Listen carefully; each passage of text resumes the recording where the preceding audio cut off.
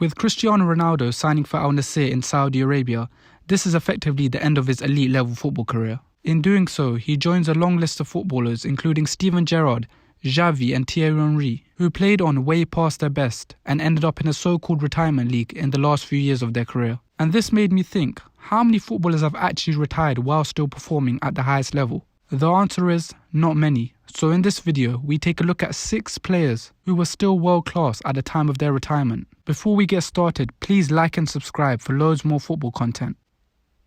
Number 6. Maldini.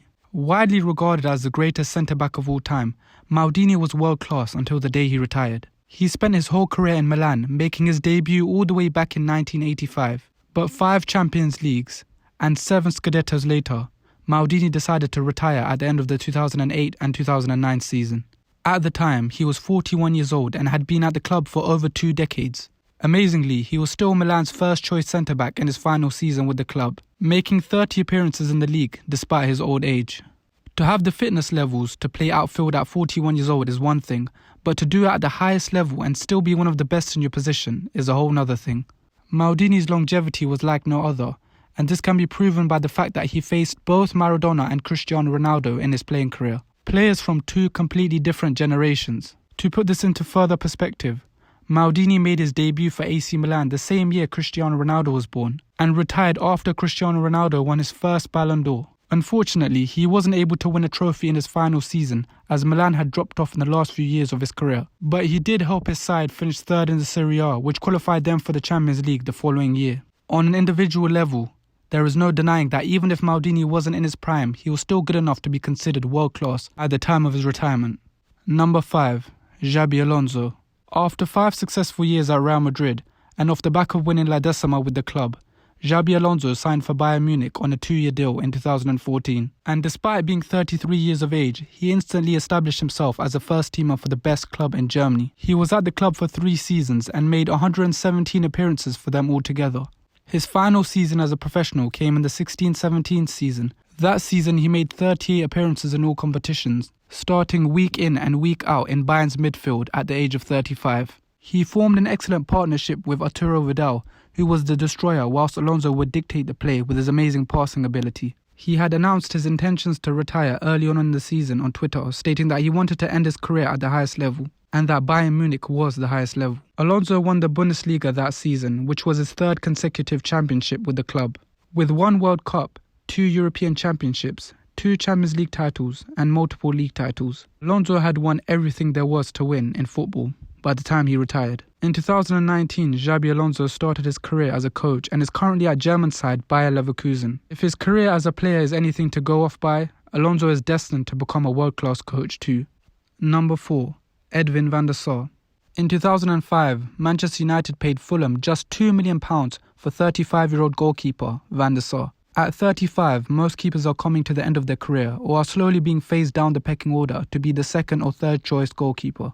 But not Van der Sar. He spent 6 years at Manchester United and was the club's undisputed first-choice goalkeeper for all 6 years, winning 3 league titles and the Champions League. On the 27th of January 2011, he announced that he would retire at the end of the season at the ripe old age of 40. But despite his age, Van der Sar was still one of the best keepers in the world. He ended the season with 46 appearances in all competitions, winning the Premier League and also making the PFA Team of the Year. The final game of his career came against Barcelona in the 2011 Champions League final. He was 40 years and 211 days old at the time, which made him the oldest player to feature in a Champions League final. Unfortunately, he was unable to have his fairy tale ending as Barcelona were too good for his side on the night and won 3-1. Still, that doesn't take away from the fact that Edwin van der Sar was world-class in his final season with Manchester United at the age of 40, and if he wanted to, could easily have carried on. But he wanted to retire at the top, and he certainly did that as a Premier League champion and Champions League finalist. Number 3. Philipp Lahm. Bayern Munich legend Philipp Lahm is considered to be one of the greatest fullbacks of all time. Barring a 2-year loan spell at Stuttgart, Lahm spent his whole 15-year career at Bayern Munich. And he was a highly versatile player, playing left back, right back and CDM all at a world-class level. On the 7th of February 2017, Lahm announced that he would retire at the end of the season. He claimed that he could no longer maintain the peak level of fitness for football and that he wanted to spend more time with his family. But at the time, he was only 33 years old and still one of the most influential players in Bayern Munich's team. In fact, only a week after announcing his intentions to retire, him and Robin combined on the right-hand side to what seemed like the millionth time to destroy Arsenal 5-1 in the Champions League last 16. And this wasn't the first time Lahm was retiring at the top, because in 2014 he announced his retirement the day after he had captained his country to a World Cup victory against Argentina. He was only 30 years old at the time. The final game in Lahm's career came against Freiburg in the Bundesliga, where Bayern Munich were officially crowned Bundesliga champions for the 5th consecutive year. Lahm ended his perfect career with 8 league titles, 1 World Cup and 1 Champions League title. To emphasise just how good Lahm still was, he won the Footballer of the Year in Germany award the same year he retired. Number 2. Eric Cantona. When Sir Alex spent £1 million to sign Cantona from Leeds, few would have predicted just how important and influential he would be, not just for Manchester United, but the Premier League as a whole. But in 1997, at just 30 years old, Cantona announced that he would be retiring at the end of the season. At the time, he was in his 5th season with Manchester United and had just won the League and FA Cup double the year before. So it surprised many that Cantona would decide to hang up his boots at the peak of his powers. But Eric Cantona was a maverick and not one to follow the norm. Throughout his whole career, he did things the way he wanted to, and this was no different. He stated his reason to retire early was because whilst he still loved the game, he no longer had the passion to go to bed early, not to go out with his friends, or not to drink. In the final season of his career, he was named Manchester United club captain and ended the season with 15 goals and 16 assists in all competitions. Stats that clearly showed that he was still a world-class player and the star man of the team that was the best in the country. His performances helped Manchester United retain the league title, and he rode off into the sunset as one of the best foreign imports the Premier League had ever seen. Shortly after his retirement, Cantona returned to football, this time on the beach. He became captain of the French national beach football team for whom he played for over 9 years. Number 1. Zinedine Zidane.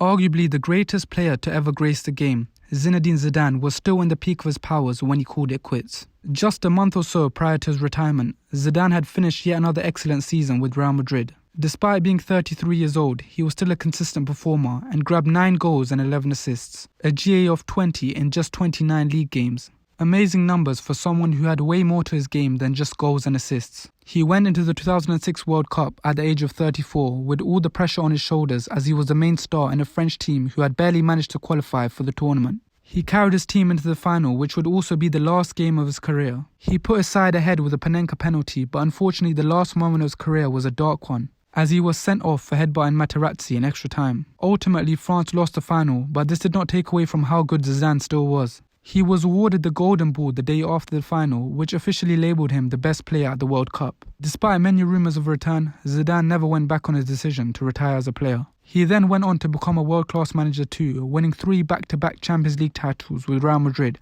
and is currently looking to get back into management. And that was it for the 6 players who were still world-class at the time of their retirement. Comment down below any players you think deserve to be on this list, and as always, please like and subscribe, and I'll see you in the next one.